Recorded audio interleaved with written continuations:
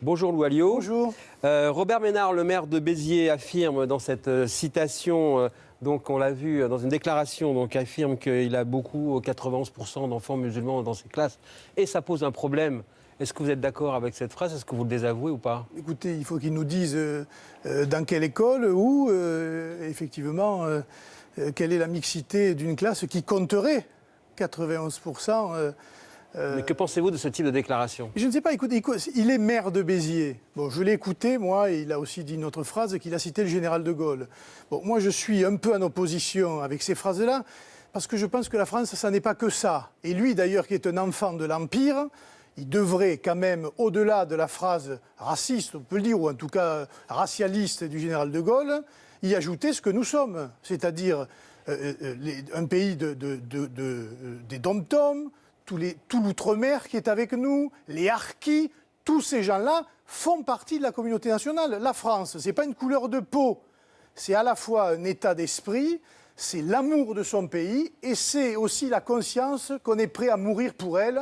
Et je préfère, moi, je vais vous dire, des gens même de couleur, mais qui sont tombés pour la France ou qui tomberont si malheureusement il y avait une guerre, que des gens blancs, etc., qui n'ont que de la haine pour leur pays. Mais on n'a pas encore bien compris dans vos propos. Vous êtes d'accord avec ce type de propos? Vous dites qu'il faudrait même les sanctionner ou pas?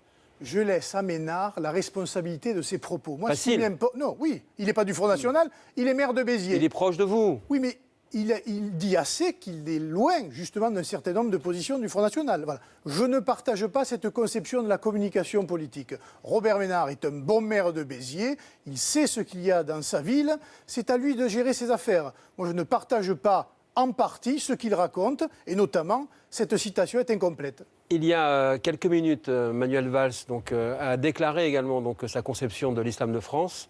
On écoute. Moi, j'ai la conviction profonde que l'immense majorité de nos concitoyens de confession et de culture musulmane partagent l'idée d'un islam français et républicain. Et je veux rappeler que c'est l'école de la République, l'école laïque, qui transmet aujourd'hui les savoirs et les valeurs. Donc nous devons combattre tous ceux qui la mettent en cause. Donc, est-ce qu'on peut dire pour une fois que vous êtes d'accord avec Manuel Valls? Dans ce qu'il dit, il n'y a rien de critiquable en soi, sauf que la gauche a tout fait pour que cette assimilation... Non, mais ce qu'il dit là, vous êtes d'accord ou pas avec cette phrase? Oui, je pense, mais ce n'est pas que l'école, c'est aussi les familles et c'est aussi la mémoire nationale.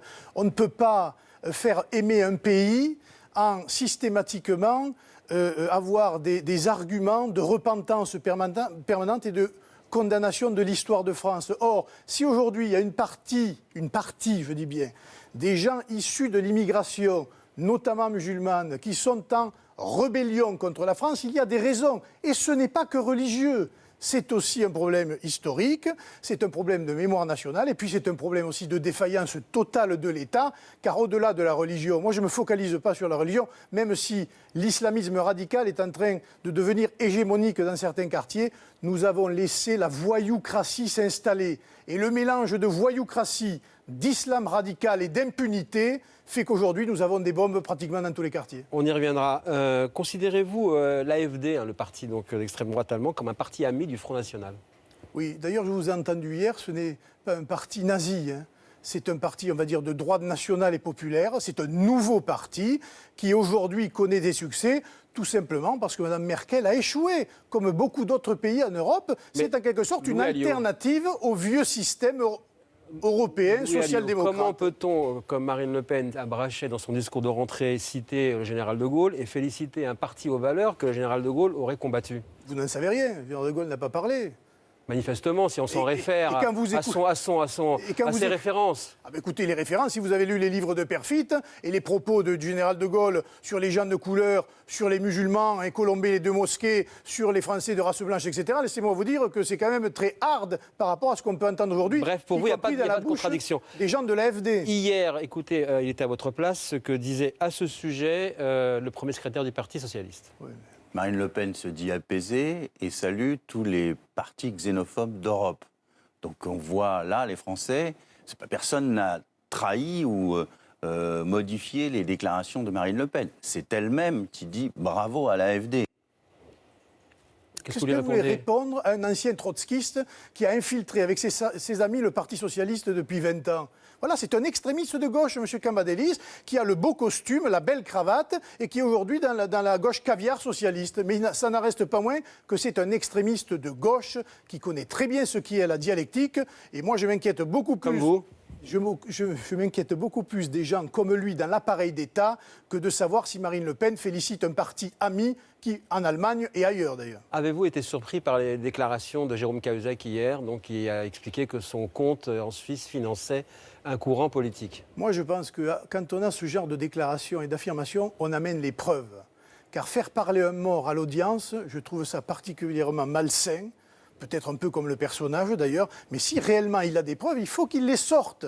Parce que là, ça concerne quand même toute une partie du Parti socialiste et ça devient une affaire d'État. Je vous pose la question parce qu'en fait, le compte a été ouvert par quelqu'un qui est un ami de Marine Le Pen. Dans le Monde, il avait décidé... Qui est devenu un ami de Marine Le Pen. Vous voyez, quand vous êtes de mauvaise foi, M. Darmon. Non, je ne suis pas de mauvaise foi, je dis simplement ce qui a été dit. Au moment où M. Penenc est avocat, oui. Il ne connaît pas Marine Le Pen. Et alors, après, pas un ami de Marine... Oui. Mais après, il dit qu'au nom de son amitié, il a convaincu. Que votre voisin de palier n'est pas un assassin ou un ancien assassin. Ce n'est pas le propos, je n'incrimine pas, je dis simplement ce qu'il avait dit lui-même dans Le Monde à ce propos. C'est trop facile. Je répète les propos de M. Penenc qui avait dit, et qui savait que ce compte avait été ouvert, bien sûr c'est lui qui l'a ouvert, et qu'il en avait certainement parlé à Marine Le Pen. C'est ce qu'il a dit lui-même, c'est tout. Et il est tenu au secret professionnel, même s'il n'est plus avocat, et encore une fois, c'est un ami de Marine Le Pen, bien après ces affaires-là. Ce qui m'intéresse, moi, c'est ce qu'a dit Cahuzac, ce qu'a fait Cahuzac et le Parti socialiste qui l'a couvert pendant des années. En même temps, tous les partis cherchent des financements. Vous-même l'avez fait et vous êtes aussi sous le couvert d'instruction. Oui, on verra bien.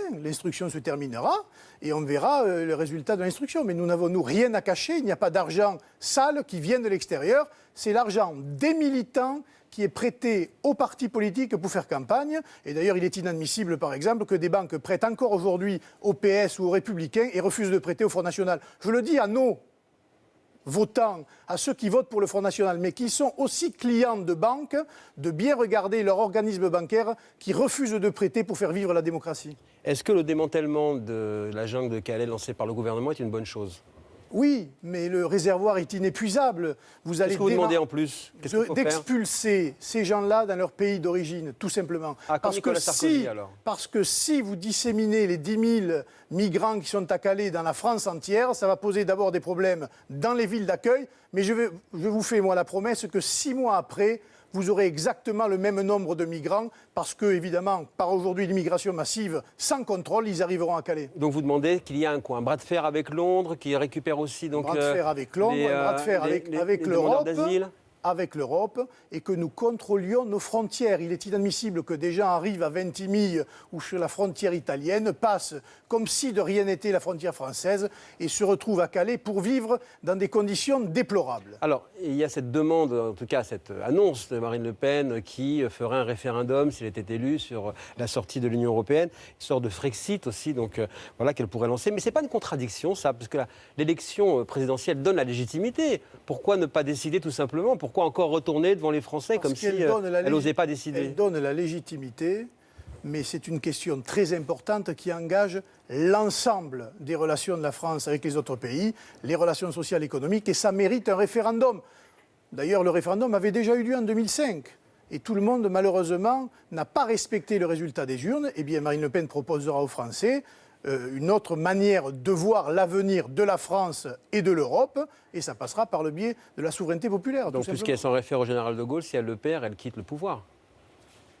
Ben oui, parce que c'est un sujet vraiment alternatif. Je pense que ce serait du désordre qui pourrait arriver très rapidement. C'est la démocratie. Moi, je préfère, si vous voulez, la consultation des peuples par l'expression populaire directe que le long fleuve tranquille que nous connaissons dans la vie politique, le partage du pouvoir entre la gauche et la droite qui ne donne rien. Redonnons la parole au peuple. La plupart des dirigeants du Front National, lorsqu'on parle avec eux, sont persuadés que la présidentielle est perdue en 202017. Ce sont les législatives. Ils vous ont dit ça ? Oui, absolument. Ce sont les législatives. Vous donnerez les noms, c'est intéressant. Non, pas les noms. Vous savez, ici, on protège les sources. Mais est-ce que finalement, ce ne sont pas les législatives qui sont les plus importantes comme élection pour vous en 2017 ? C'est l'élection présidentielle parce qu'elle conditionne le résultat aux élections législatives. Et l'élection présidentielle est d'autant plus importante qu'il n'y a que le président qui peut actionner l'arme du référendum pour remettre la France à l'endroit dans tous les domaines, et pas seulement que l'Europe, l'éducation, et pas seulement que l'éducation, tout ce qui concerne l'école par exemple. Et cela, je pense, c'est le président de la République.